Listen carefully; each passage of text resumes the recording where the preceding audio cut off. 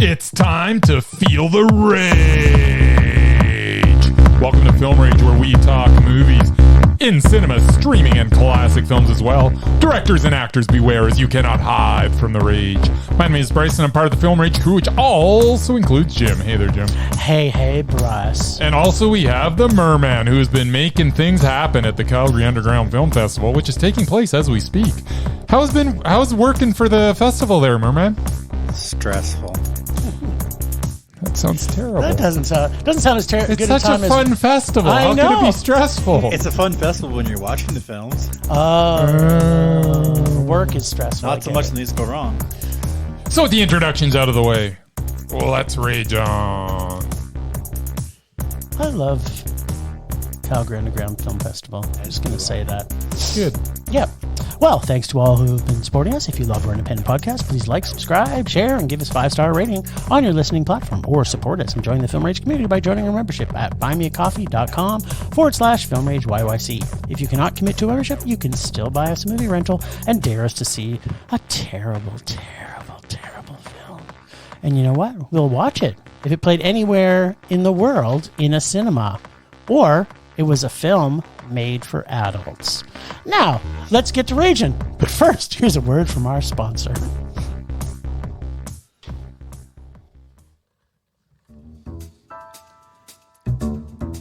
Hey Bryce, what are you doing tonight? I'm going to my favorite cinema, Canyon Meadows Cinema, to see the best second-run movies at the best price. What? How inexpensive are they? Regular price is $5. Regular price is $5. Makes me hope they also serve pizza. They do, plus a lot of other great food choices. Plus, I'm planning my office Christmas party there. They can host a plethora of options for any get-together. Gaming, movie, drag show. Drag show? Now I know where I'm planning my next party. Hey, maybe you think there's a Liam Neeson or a superhero movie planned? I hope not. But maybe there'll be a great independent documentary. Sure. Call CMC at 403-670-5444 to book a special event or go online at canyonmeadowscinema.ca. I don't know about you guys, but attending a festival and working at the same time is not the easiest thing on your sleep patterns. Yeah, I don't do that. Yeah, you know what? As many times as I thought to myself, Bryce is the dumbest person I've ever met. But he does things like this. He takes the entire film festival week off.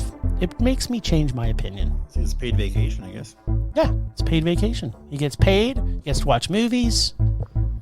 Yeah, it's a pretty sweet deal. I know. And then on top of that, we were able to find time to watch more movies. More movies. It's like we could not have picked a better time to be at the festival. We're going to talk about the film festival in a minute, but first, what did we see in cinemas this week? Or within the last week? I've lost my mind.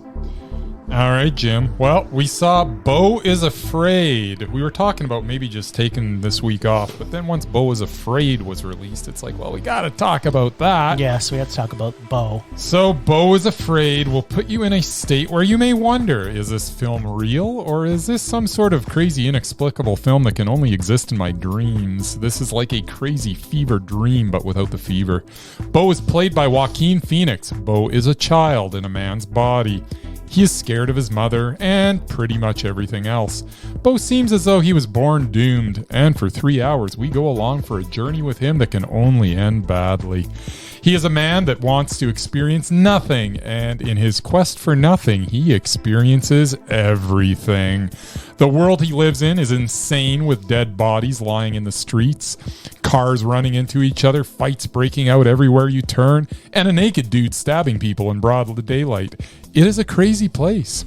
Every anxiety that Beau experiences gets exponentially worse by his next encounter.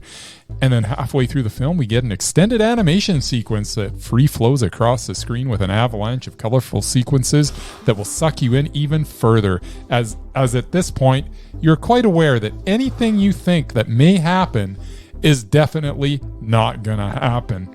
The music in this is also intense and adds to the anxiety. This is a lot of film.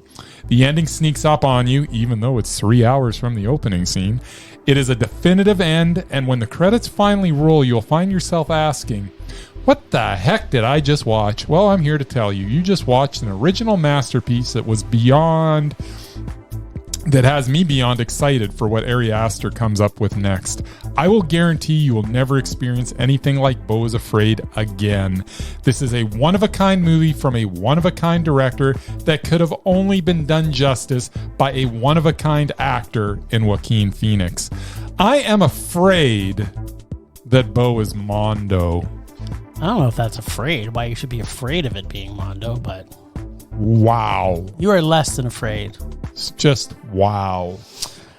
So, as Bryce has already alluded, this film is a lot to take in. It plays out in a few different acts and falls into the realm of fantasy or fantastical in the vein of something like Tim Burton's Big Fish or Leo Carax's Annette, but draws heavily and questioningly the truth and reality as we discover everything that Beau fears, from his neighbors in his harsh area of the city where he lives, to the creepy family he gets kidnapped by, being hit by a car and stabbed by the naked stabber, to the relationship he has with his mother, which is ultimately what the story is about.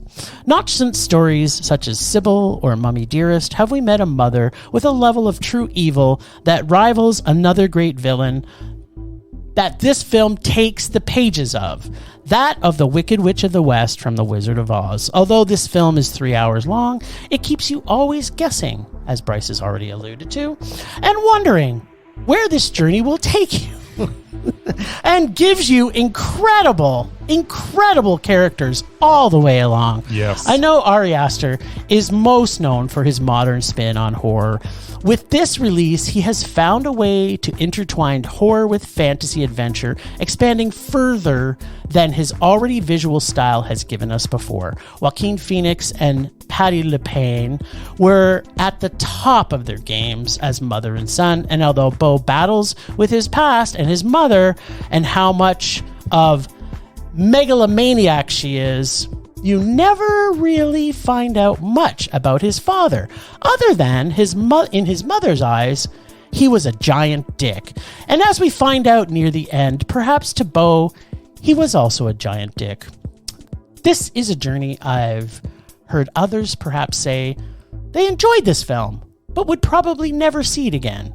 For me, I could see watching this with my mother again and again, hopefully soon, to show her exactly what my vision of her is and how it's affected my life going from where I came from.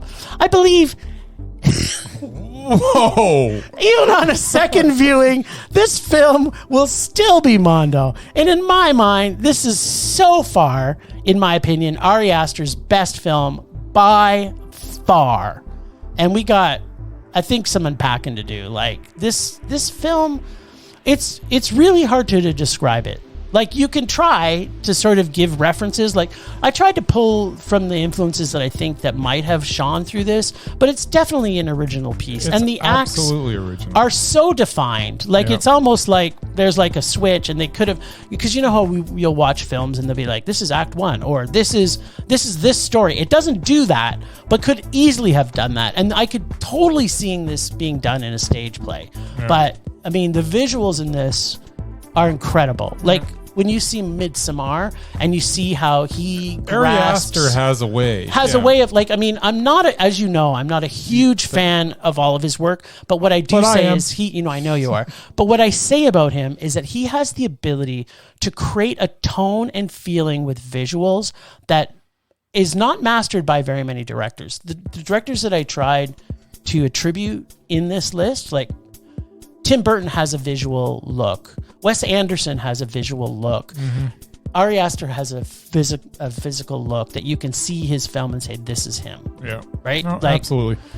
And a lot of, I think you alluded to, you were talking to one guy, he said, that, I'm glad that I watched this, but I'll never watch it again. Yeah. It's something that, I can't imagine not watching this again. Yeah. I think this is something I'm going to revisit every 5 to 10 years. It might be a yearly thing for me. Just because I honestly believe every time I watch this, I'll probably either notice something I didn't notice before, or I'll get something out of it that I didn't get before.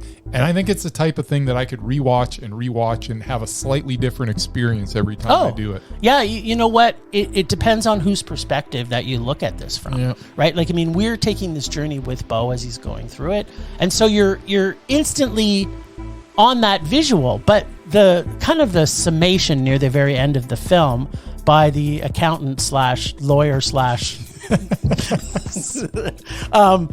is from the mom's perspective, right? And so, I think every time you watch this film to try and look at it from a different, there's so much going on. Like There's the first 20 minutes. The first thing I said to you, what I saw is like, it's a lot of movie, and it really is. I mean, it is not just the time. I mean, it's 3 hours. But it didn't feel like 3 hours. No, it didn't feel like 3 hours at all. It's just a lot of movie, and it's all so good. The 20 minutes at the beginning, I think it's 20 minutes, because I had no concept of time as I was watching it. Yeah. Because it's like you're so into this story. But the whole scene where he's in his house, in his condo, there is so much going on. And every single thing is fucking hilarious. Like, there's this guy who's like tattooed up to the nines. Like, his face is tattooed, Murray. His whole body is tattooed, and he's practically naked. And it's like there's this scene, it's kind of like something's going to happen. You see like Joaquin Phoenix just bailing as fast as he can to get to him, and this guy beelines him, and they just comes right after him. It's like, it's that whole thought of like, he really puts into the people watching this how they would feel if they were living in a neighborhood that was not the safest neighborhood to live in. That's right? an understatement. Like, it is an understatement, but it really does. Like this is where, to your point, what is actually real and what is actually not happening. Just at some point, you don't care. No, it's just take me through this journey. Exactly. Yeah, I might watch this again next weekend. Well, there you go. I'm gonna wait a while just to because I'm still gonna be thinking about this probably for the next 6 or 7 months. So yeah. I'll wait till it fades a little bit, and then I'll watch it again. I'll buy it on Blu-ray 4K, and we'll bring Murray over to watch it. There you go. Okay. All right. Well, a movie that we know Murray did see was a movie in the Evil Dead universe-ish. Right? Evil Dead Rise. Sure. Or is it Evil Dead Rise? No. Or is it Evil Dead Rise? It's just Evil Dead Rise. Evil Dead Rise. Yeah. Evil Dead Rise? It's like I think it's playing on the fact that it's in a high-rise building. Oh, yeah. Which seems kind of dumb. Maybe. I don't know. Maybe. Is that what it is? Like, otherwise, or are they rising from the dead? Maybe. Well, no, but then it would be It's a Evil play on Dead. word. Then it would be Evil Dead Rising. But I guess you could play it both ways. That's right. It's rise, high rise, and Evil Dead Rise. There's so much rise. It's like they could have had bread making in this and showed the bread rise, and there would have been so much rise. Yeah. Right, Mer? Sure. So, another demon movie. Seems like demons are back in fashion. Sure Why, only last week, I think we were demoning it up with our scooter-riding Russell Crowe. Yes. The Italian stallion, as I now like to call him. But it's part of the Evil Dead universe. So far, they haven't been bad, right? They've all been, at the very least, watchable. Yeah. And most of them have been good. Most of them have been great, let's face it. Okay, I'll go with that. Yeah. I mean, when you're looking at the numbers. Raimi, great. Reboot is still okay. Still, yeah. It's demon. And now this one. Yeah. Okay. I ask, why? Why do they make these reboots or sequels? Or whatever this is. Yes. Because the world of creativity has ended. Just like the end of the world would be like we're thinking from Evil Dead Rise. Well, but no, the answer to this is because we just also have spent about a week watching amazing films in a film festival where we saw all kinds of amazing original material. Really so you can't tell me that there's not original material that's being written. Yes.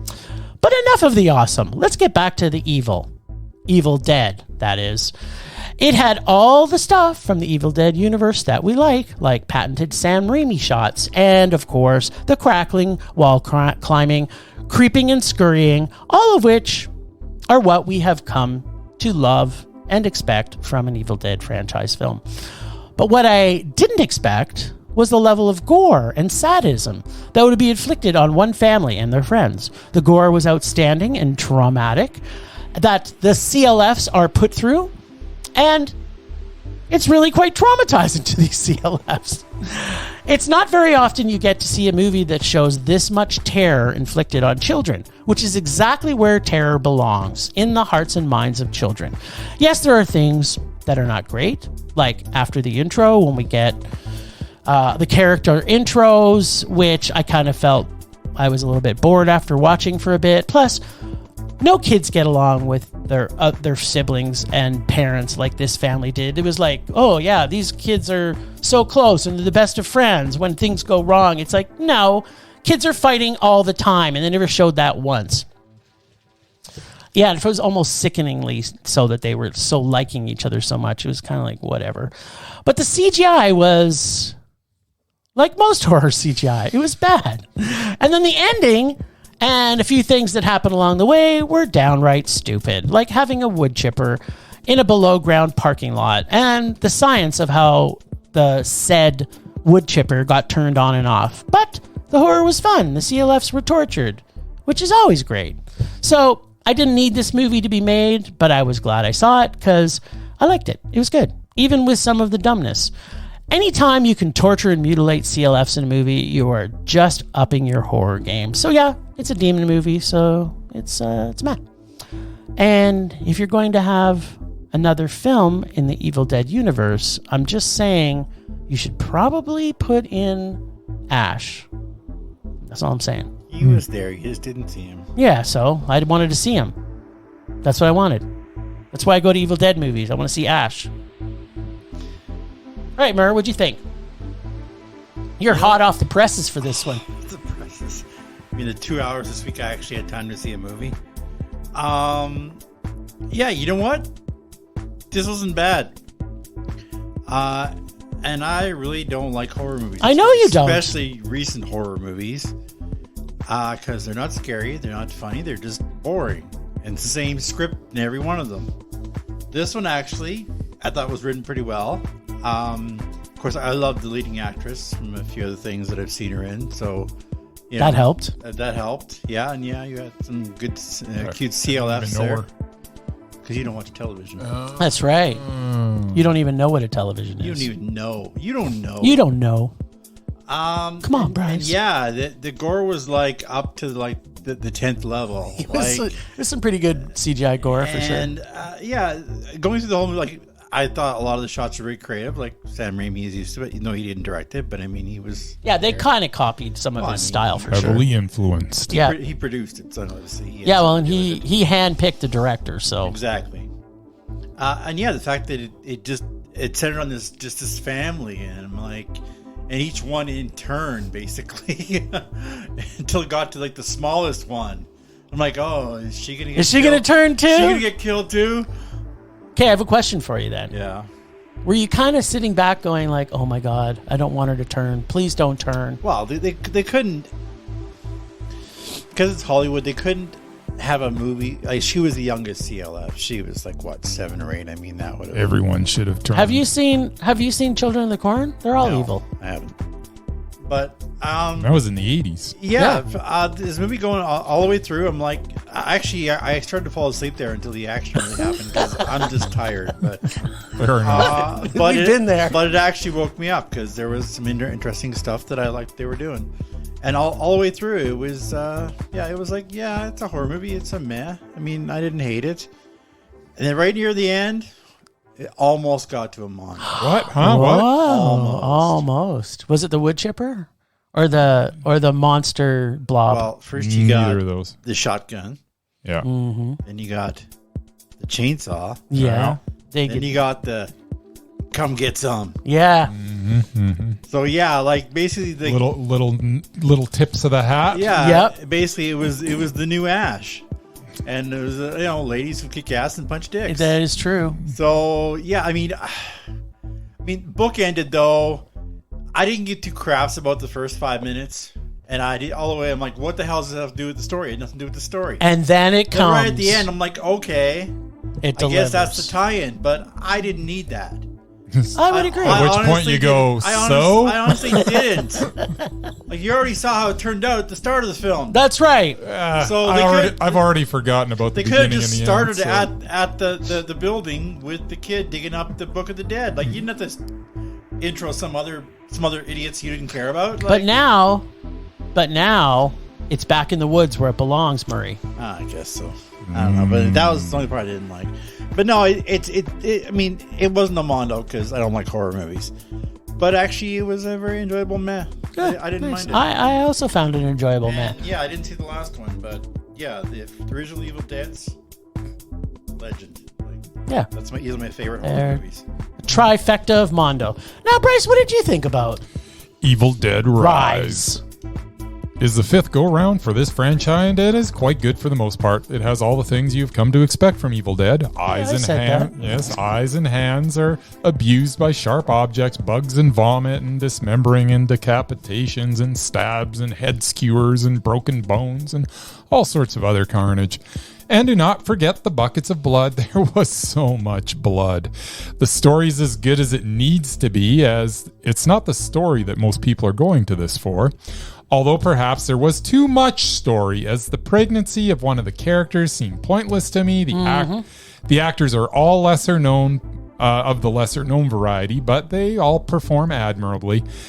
This seems to be a mix of practical and CGI, and for the most part it looked pretty good, although one of the problems I have with this was one particular scene in the bathroom. Oh, I can't wait. Where a stunt person could have easily fallen into a bathtub full of water, but they CGI'd the bleepity blank out of that scene, complete with CGI water that just looks stupid. They should have got, what's his name, the water guy to do the CGI. I don't understand why they, and then Avatar dude. It's just like, just have someone fall into a bathtub. I don't understand why you got to CGI that. Like, it's like, you're sitting there and if you've got some practical stuff going on in this film, and all of a sudden you CGI that?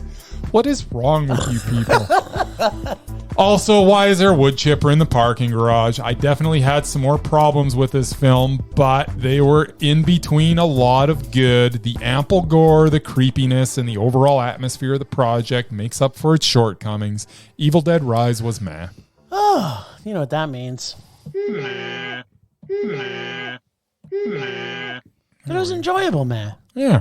Right? Yeah. No, I can't. I liked it. Yeah. It was, it's a likable movie. Yeah. Like, we don't say that all three of us specifically around demon films in general. Horror films in general. Usually, I think the last demon film, or any one of film us hated it. general. The last demon film, one of us hated it. Yeah. And one didn't see it, and the other one thought it was okay. And then the demon film before that, one of us hated it, and the other one thought it was okay. Yep. So I think it's almost, you can paint demon films with a brush now. If it's demon, it's probably man. You can paint it with your finger too. I like this. Finger dipped in blood. We're gonna finger the demons. I love it. Finger dipped in blood. That's right. So there you go. So yeah, I'd say everybody should. If you like horror movies and you like the franchise, it's definitely worth seeing. Like, I didn't find 1 minute of it scary as other people said it was. Like, yeah, honestly, I didn't find anything scary. But I mean, Evil Dead 2 and Army of Darkness wasn't really scary either. No, it didn't stop it from being awesome. Army of Darkness is probably one of the funniest movies ever made. So I mean. All those little evil ashes running around. It's so cool. It was funny that Bryce and I talked about this after the film on the way home when we saw it, that I have yet to be scared in a horror movie since I was probably 10. Yeah. And like, there's nothing scares me anymore. It's just more about... I'm occasionally startled, but that's about it. Yeah, like you might have a jump scare. Like a jump. Yeah. That's about because I wasn't expecting something, but I mean, that's not scared. That's just like, you think something's going to land on you. No, if the film can creep me out, that's all I'm looking for. Yeah, exactly. Like Skinamarink. We should just keep talking about that every time we talk about any movie. Skinamarink. Yeah. There's never been a movie like Skinamarink, and there probably never will be again. And it's one of the creepiest movies that's ever been made. So there you go. So after you watch Evil Dead Rise, yes, go watch Skinamarink and see what you should really... And whatever you watch next, just watch Skinamarink after that. That's right. And then you'll go like, what the fuck? Yeah. All right, but that's not even the most exciting thing that's happened to us since the last we talked to our homies. Homettes. What's the most exciting thing? We went to the Calgary Underground Film Festival. Hey, buddy, we're not done talking about this week's movies. Oh, right. You were going to talk about something bold. Yeah, I was, because it's a major release, and I thought that that's what we do around here. I go to the film festival and fall asleep like Murray does. Yep. What did you do? I also went to Chevalier. Nice. As I knew you would. Yeah. Chevalier is the story of Joseph Boulogne, who was appointed Chevalier de Saint-Georges by Marie Antoinette, according to this film. I repeat, according to this Did you do film. some research? The cake lady. Good old I mean, cakester. it's not necessarily untrue, but it's not exactly like she just said this, she appointed him just because she wanted. The guy actually earned it. Yeah. His story was all but eliminated from history, which seemed to give the writers free rein when it came to certain aspects of the tale. So much time has passed since the late 1700s, which is where this tale takes place, so it's easier to give some embellishments a pass. However, the ridiculous violin off between Chevalier and Mozart at the opening of the film was perhaps stretching artistic license a little too far. Wait a sec. Can I just ask a question? Yes. Mr. Cotta. So Mozart was playing a violin instead of playing the piano? Yes. Oh, who knew? He could play the violin. I'm sure he probably could, but I'm multiple sure... instruments, most people know him for his piano playing. The film has so many interesting things about the man that it does not focus on, and instead focuses on what seems to be embellished truths. The film seems to want to bring sex to the forefront of every injustice Joseph faces. While it is true that 3 aging divas petitioned the monarch to stop Joseph from being the artistic leader of the Paris Opera, obviously because of his skin color, this film implies it is because he refused to have sex with one of these divas. Was that really necessary? Plus, most of this film focuses on some adulterous affair he had with the wife of a general, which seems unlikely to me. But I was not there, obviously, so I guess I can't really speak to that. Yeah, true that. I mean, is that to your point though? Is that really what the story should be about? Well, this man was the best swordsman in Europe at the time. He was a master violinist, composer, and conductor. He was a colonel in the Legion de Saint-Georges, an all-black regiment during the French Revolution. What I'm trying to say is there was no need to embellish this guy's life. This guy did a lot of living. He was I don't understand why they have to take something and try to make it something more when it doesn't need to be more, especially when I don't believe about 80% of what I'm seeing. So it's fine to tell the story. It's fine to embellish things a little bit, but does it all have to be embellished?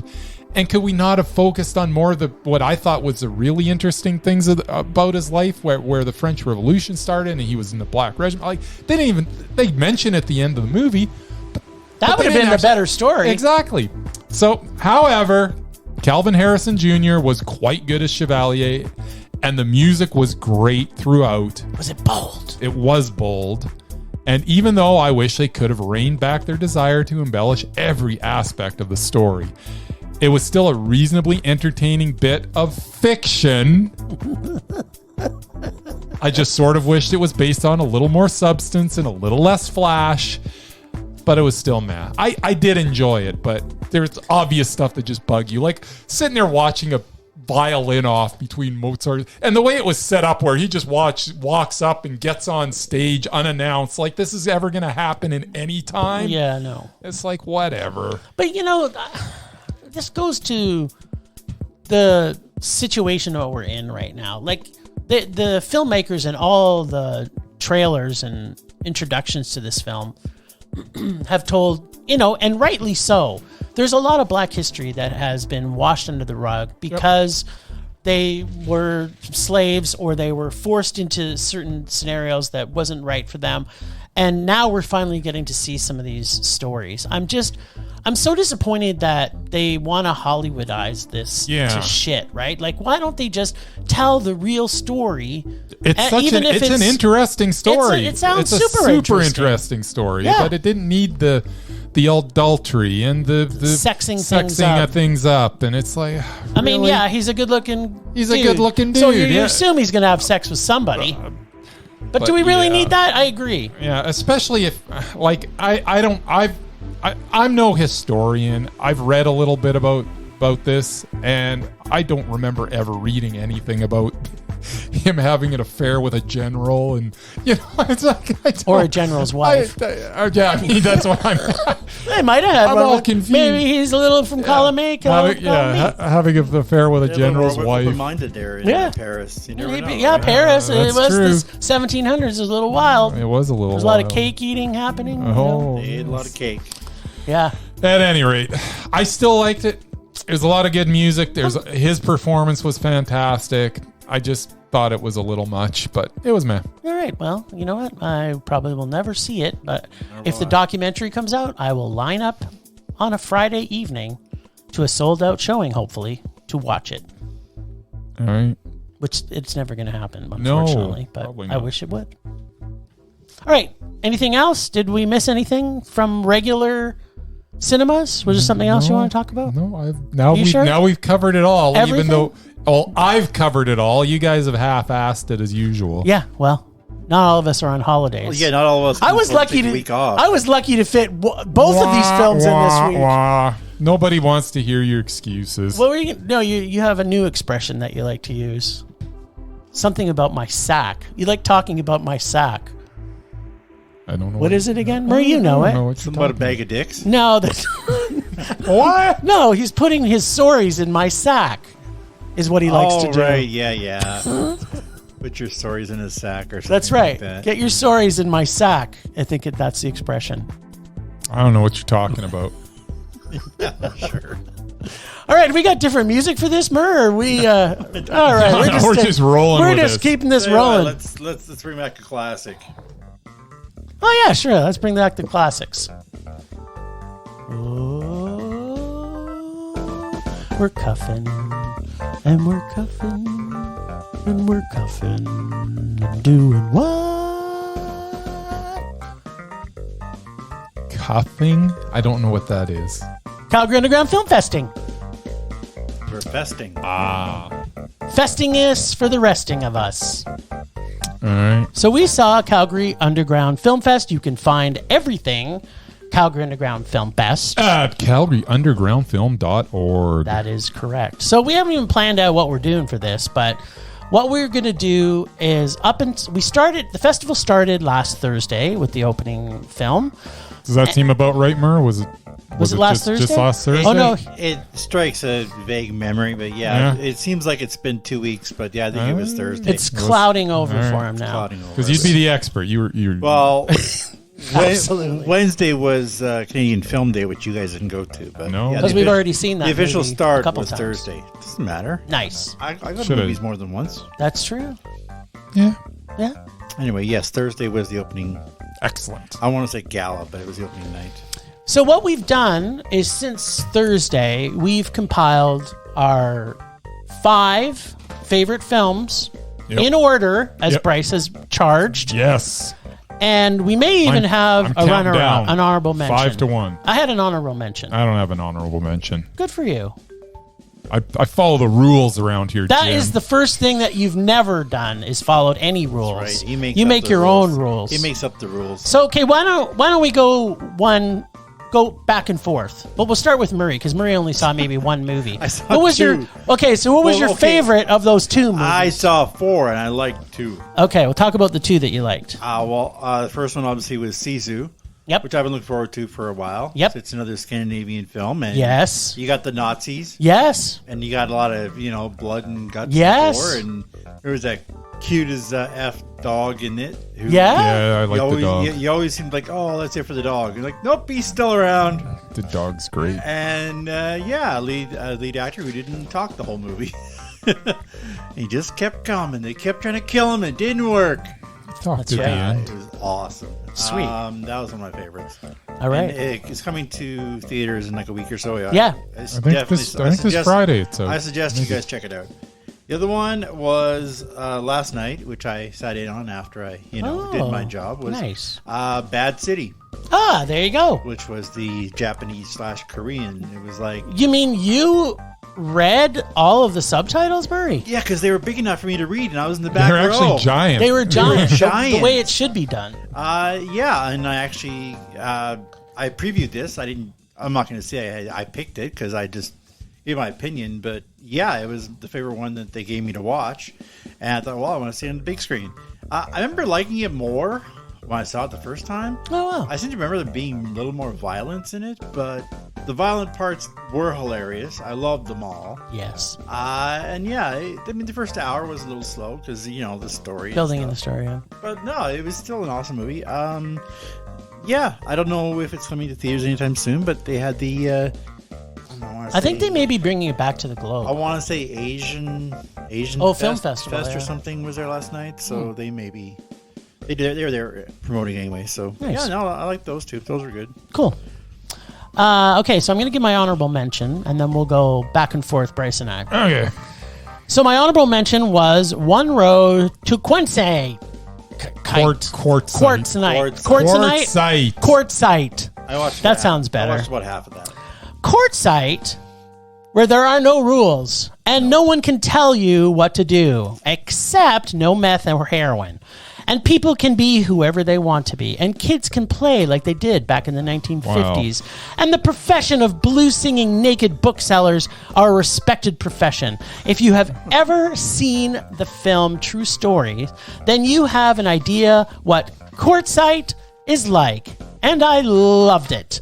I would never want to live there, but I sure loved being a voyeur visiting this town. It's still Mondo. So this is the what you say about your honorable mention? Yeah. You just went on for like 6 minutes? No. I thought we were like doing the film, saying like one thing and moving on. Well, it's like so apparently like you're going to talk sentence. for about 6 hours and I'm going to talk for about 5 seconds because I got it's like two one sentences. Those are just two long sentences. That is 2 run-on sentences. Well, you can ad lib a little bit. Okay, what's your number 5? My number 5 is One Road to Quartzite. There you go. Quartzite, Arizona is focused on as we meet the folks that inhabit the desert town. That's my whole thing. It doesn't sound like a review. That's just about what the movie is. Because we weren't doing reviews. It wasn't so much the town. It was the RV park in the desert, which I don't know how I would ever live there. I mean, it's a desert. Like, and by the way, only what was it? What meth? Meth and heroin. Meth and heroin. Yeah. You could only not do it in the one campsite. You could do it at other campsites. I know, but that was not in hers. But that was the only rules that were made in the entire movie. At any rate, one Road to Quartzite was awesome. It's completely Mondo. Yeah. I don't even have to say Mondo, but I'll say it after. Yeah, these are all Mondos. They're all Mondo. Yeah, it is all right. Cash Cow. With humor reminiscent of Bruce McCullough of Kids in the Hall, I have never laughed so hard about the Mormon Church or Domino's Pizza as I have in this movie. Is that it? I had one. Can I give a quote? Yeah, go ahead. And like a quote from the movie Sideways, that's 100% Pinot Noir single vineyard. They don't even make it anymore. Yes. But substitute Pinot Noir with the movie Cash Cow because it's 100% Mondo. There you go. This movie is so funny. It's so funny. And I learned so much about the Mormon Church. Yes, it's educational too. Right? My number 4 is Mr. Organ. What? A documentary that will probably stay with you even though you may not want it to. Okay. It was out there, that's for sure. Yeah. It was super Mondo. My number 4 was also Mr. Organ. Now we'll have a slightly longer version of what Bryce said. This talk is weird and funny and scary, and appears that making the film can make you crazy.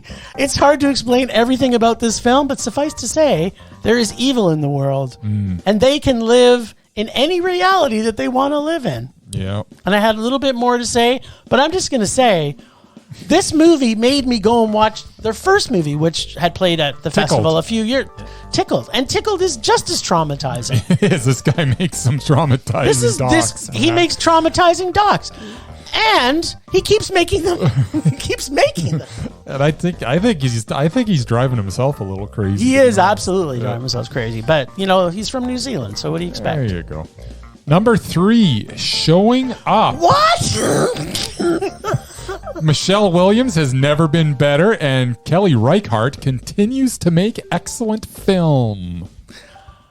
My number 3, Showing Up.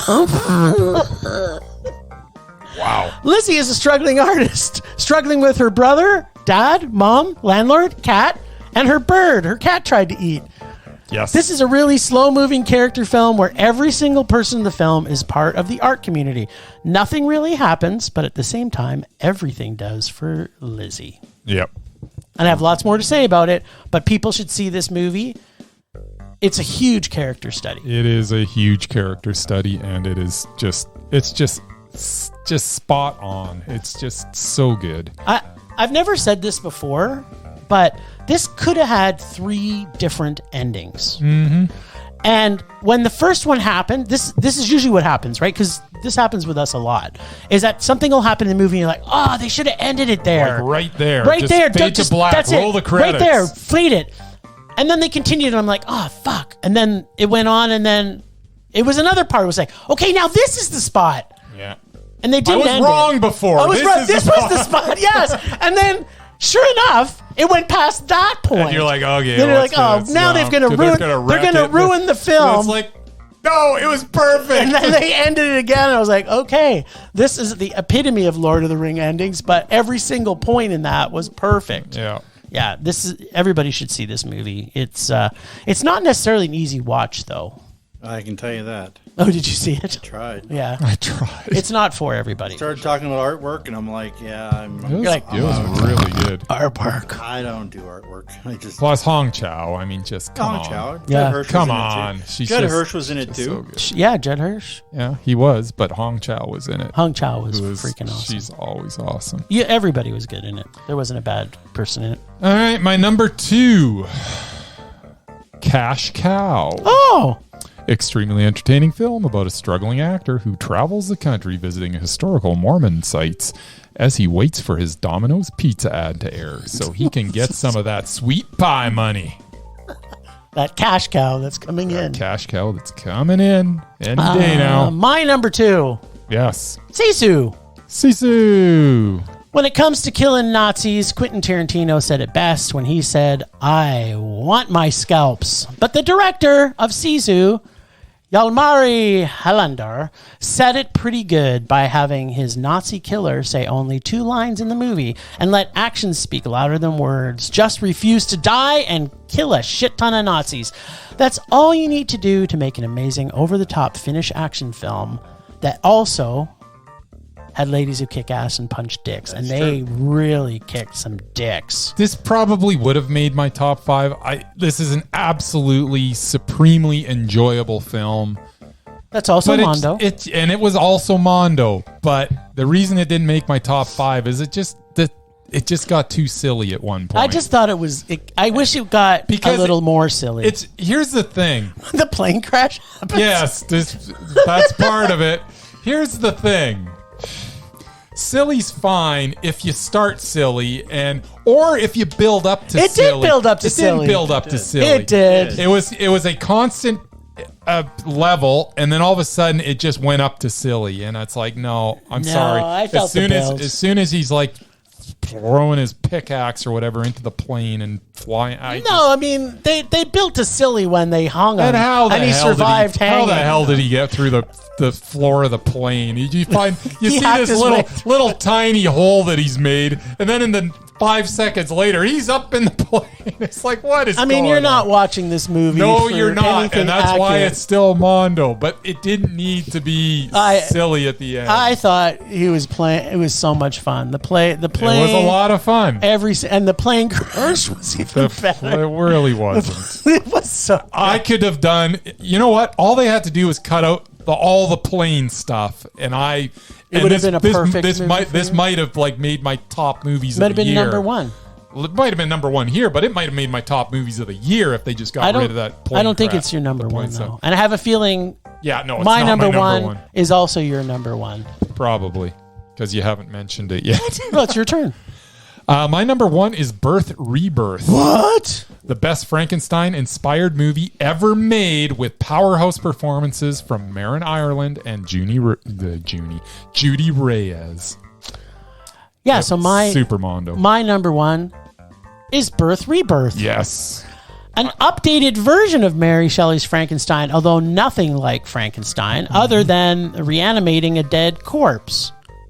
Although maybe it's not a retelling of Frankenstein. Maybe it's a updated vision of Stu Gordon's Reanimator. Maybe. Maybe. This film has an amazing soundtrack. Yep. And sound. Yep. Where everyone is a monster. Yep. And the story is dark and gothic and proves what I've been saying for years. And that is mothers are the true monsters. Where the amazing new feature director, Laura Moss, does brilliantly. Yes. And it looks like... It's just amazing. And it looks like her and I both have mommy issues. I know. I'm going to say. Yeah. No, it's just the way these characters interact and the way that one starts as a certain person and by the end of it, they're a completely different person. And just the transitions that happen in this movie, and every single scene is just perfectly framed and shot, and just I loved everything about this movie. I'm glad I've now watched it twice, and I'll watch it again gladly. Yeah. Loved Birth Rebirth. And you know what was even the most exciting about this is that we got to meet Laura. Yes. And we may get to interview her. So if our listeners are listening, I'm going to completely stalk her online and see if I can convince her to come on and we can interview her. So be ready for that if it happens, everybody, because this film, it's so transformative for this type of horror. Like, it's just, it really puts the whole question in your mind of, you know, what would you do for your child, right? And be that adopted vision child or whatever the case may be. So apparently you might do some pretty dark things. Pretty dark things indeed. And I believe I saw the tag of Shudder on it, so you can look for it Yeah. Look forward to it on Shudder. And if you live in Calgary, I was actually talking to the fine people at the Globe, and I'm not guaranteeing anything, but they're thinking about bringing it in and showing it. And it's funny because I also talked to the people at the Globe as I was buying a popcorn. Mm-hmm. And they said, and I quote, Bryce said we should bring this back. So we're actually thinking of bringing it back. So Bryce is programming It was the Globe now? Bryce is potentially now programming the Globe. So you have that much power, buddy. I don't think so. You're very kind. You know what? I got nothing this week. We don't even get the music. Yeah, play the music at least. Play the music. Come on, I play. want you. You know, you say I got nothing over the music, or you just go away. That's right. You got. I got nothing. Wait, just Perfect. Wait, just a sec. Just my favorite part's coming up. What, when it comes in with the violin or whatever? What Yeah, is it? turn it up a bit. Just listen for it. Normally Murray's talking at this point, but people don't get to hear it. Ready? There you go. Okay. It's Yeah. good. It's so groovy. All right. Temperature rising. Vision blurring. Rage taking over.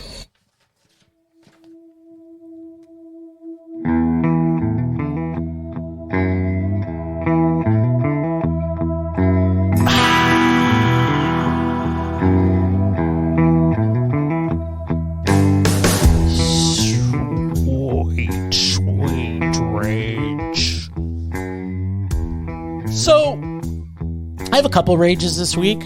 One in particular is to myself. I'm raging about the fact that I should have taken this off as holidays because I'm fucking exhausted every night by the time I get to the end of the night.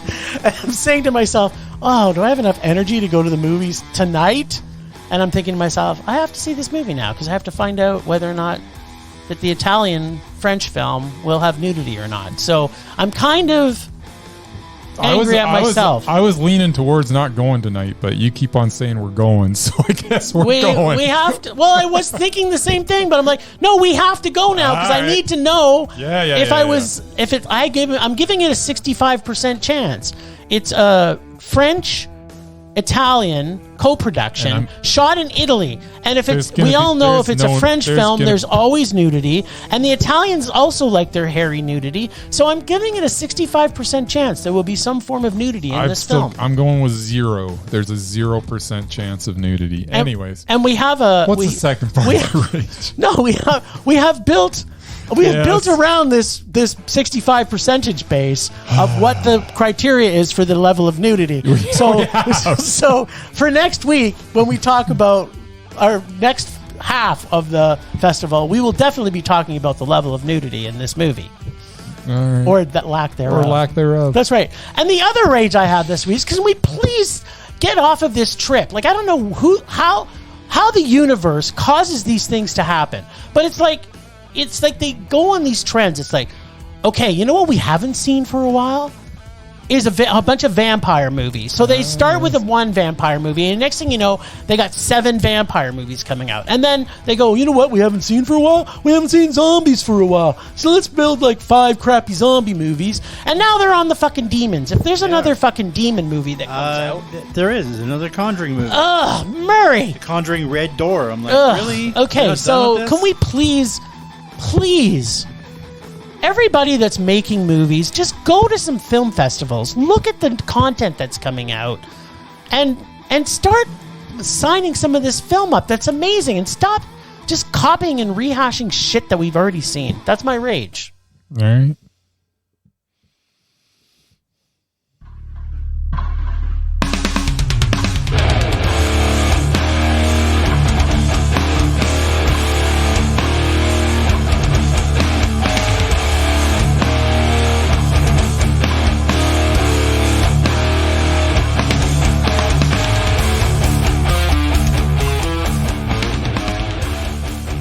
All right. My rage is Jim and Murray. What? I do. You guys sitting there picking and choosing whatever they want to see. It's not film like. It's not film love. It's film rage. You go to the movies. Murray, what was that time? I think it was about 3 months ago, where Bryce refused to go see a movie, and you went and saw the movie, and Bryce said, "I'm not going to see that crappy movie." Yep. Do you remember what movie that was? I don't. It was a Pierce Brosnan movie, and it was Yep, I remember this too. Mermaid, Cinderella type thing. I can't remember what it was called. It was about, but it had Pierce Brosnan in it. And you said you weren't going to see it. Yeah, I don't remember that. Oh, okay. I saw it, and I liked it. If Bryce wants to play the Murray and Jim card, let's just say that this non-event happened, which it didn't. It did happen. It happened. That's one time in the entire existence of our 190,000 episodes. Okay, so there's 2. There was The King's Daughter. Did you see that? The one. Did you see that one?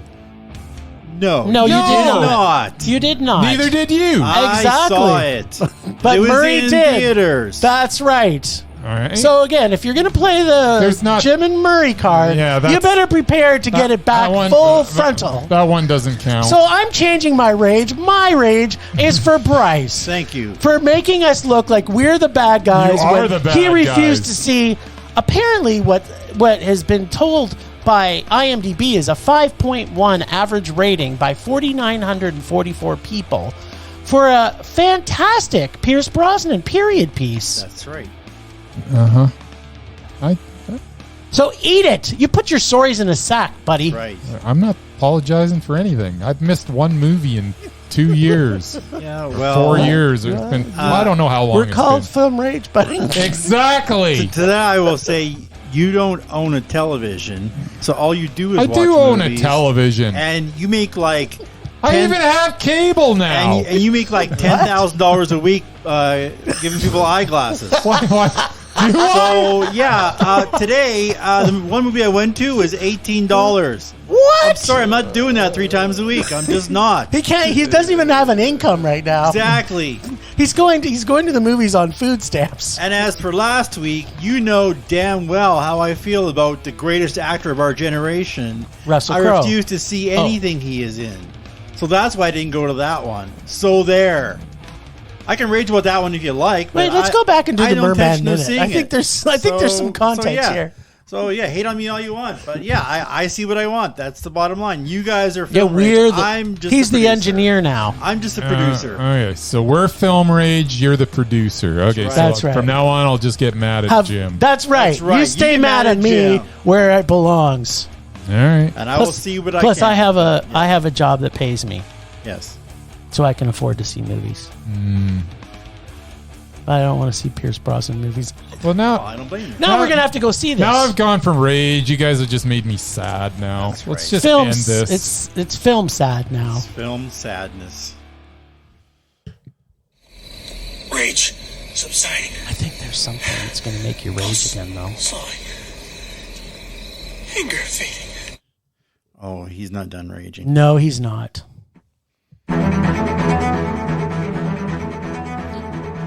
Now, we normally have a Rage or Dare segment, but we decided to hold off on that for this week because we had already too many films we were seeing.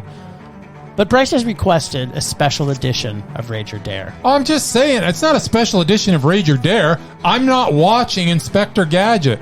I tried to watch it last week, and I fell asleep about 20 minutes in. And you know what I saw before that 20 minutes? I saw a talking freaking car tell the kiddies that are watching the movie, hey kids, don't try this at home. I'm sorry, this is not a movie for adults. This is a kids movie, which takes it off the table as agreed by all of us. I didn't want to do it. It's actually you, my friend, that made that happen. It What? was not me. So What? so What? I'm throwing this back in your face. What? I ain't watching this It's back stinking on movie. me. You know what? I'm gonna watch it. I thought it was from our audience. Yeah, It was whether- from our audience. It Well, doesn't there you go. matter. It's not their It's fault. still got in the bag, and It's still in the bag, and I we got made to- the agreement that I we're got not to watching filter them the anymore. bag. Anyways, So so there I might you- as well choose another one. Okay, well there you go. Okay, so everybody else, I'm gonna watch the full movie and get back to you if it was a kids movie or not. Oh, it's just, And if it isn't, by the middle of it, it's changed from being a kids movie. Bryce will watch it. If somebody dies, it's not a no, kid's I'm movie. not watching right. it. It's a kids movie. I'm sure Dr. Claude dies. What at the hell end. does Mad Family's Netflix mean? I don't It know. doesn't sound like it's had a theatrical release. I But don't, I don't know what that's I don't even know what the rules are on for that anymore though. Like, does it like with all the streaming and everything that's going on? What is the rule? I think this might have had. No, I think it's available on Netflix. I don't Hold on, think it I'm did. looking it up. I'm not seeing, but it stars Uh-huh. Charlie Sheen. It stars Charlie Sheen. Yeah. What does that have to do with the price of tea in China? What does Charlie Sheen starring in this I don't have know. to do with anything? I don't know. It looks pretty good. Like now I want to see it. It's got mild sex and nudity, mild violence and gore. So probably not a kid's movie. No, but he's just deciding whether or not it was released in 2017. So you know what? We're going to do some research. We'll find out whether this had a playing, and then we may be talking about this one more time. This before we have this another distinctly entertainment. smells like straight to streaming. But it's got Charlie Sheen. He always gets to play in. Yeah, in cinemas. 1990. What? I thought Was that his drinking tiger blood phase? so. I don't even know what the hell. What Didn't he use drinking tiger blood? Yeah. did he do a movie called Drinking Tiger Blood? Oh, was this something that happened in his personal life? Yes. I don't care then. You guys don't seem to understand. I could care less what happens. It has nothing to do with the movies. It's true. But he was probably drinking some tiger blood at this time. Okay, it's great. I can't tell whether or not this played. Why would I care? We're going to get back to you on this, people. It may or may not have played in cinemas, and if it hasn't, then Bryce will be picking again. I think I should just pick again now. Okay, sure. Then you'll just watch both of them if it actually did. This is going to be even a better week. This did not. Mad Families didn't play in any theater. There's an Inspector. Watching 10 movies. Is there an Inspector Gadget 2? There might have been. There was. Was there? Yeah. Was it a kid's movie? It was. Oh. And you know who it starred instead of Matthew Broderick as Inspector Gadget? Who? Steve Martin. French Stewart. Yes, What? I remember that now. French Yes, Stewart. I do remember that. Okay, this isn't fair. Yeah, well, of course it's fair, but what are you going to say? Okay, because I didn't watch this, did I? I watched the sequel, so now I have to watch the first one. Yes, yeah, you do. So apparently I'm going to watch Big Mama's House. There you go. Are we sure that I didn't watch Big Mama's House and I watched Big Mama's House too? I had to watch Big Mama's House, Papa and somebody. Oh, It was, yeah. remember the Papa and Son? Well, I had to watch Fiasco? a Big Mama's House, so. I don't think you did. I think so, That was I did. me. You and me watched Papa and Son, whatever it was called. Okay. So when we ever get back to doing our Rage or Dare segment, Well, that went on a lot longer than I was hoping. yeah, you know what? Sorry, you said it earlier. We're called Film Rage, not Film Getting Along. Yeah, well, that's evident. Because I am not getting along with anybody in this room. That's right. right. And on that note, get out and see a film festival, people. That's right. And if you're in Calgary area, come to Calgary Underground Film Fest because you're going to get to see us there hanging out every night. Well, thanks, Ragers, for listening. Thanks to the extended Film Rage family you can find in our show notes. Thanks to Casey, the nerdy photographer, for the voice of Rage or Dare. Find us on social media everywhere at Film Rage YYC. Check out everything Film Rage at filmrageyyc.com, including our merch site for Redbubble and TeePublic. We always want to make this a raging blast for our listeners, so please comment, like, and subscribe, and send us emails to filmragecalgary@gmail.com. Dares to see terrible movies, fuel our rage, but no matter what you do, please, please, please, please, please, please, please, please, please, please, so make us rage. That's it for this week. Rage on. Rage on.